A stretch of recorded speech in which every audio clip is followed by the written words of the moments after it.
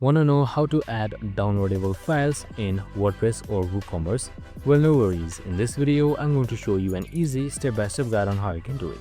It's super simple, so let's get right into it. Now, first things first, simply make sure you are under your website's admin panel.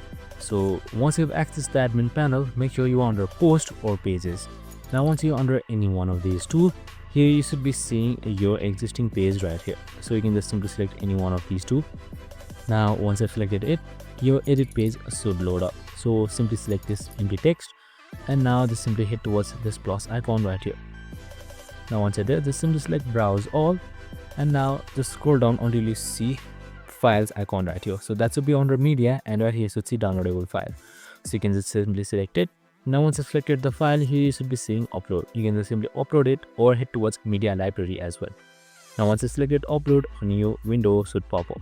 So right here you should be seeing link or your file name. So you can also rename your file that is downloadable as well. So I have just renamed it just like this, and now you can just simply download it by clicking this download button, and that's it. Super simple and easy. I hope this video helped.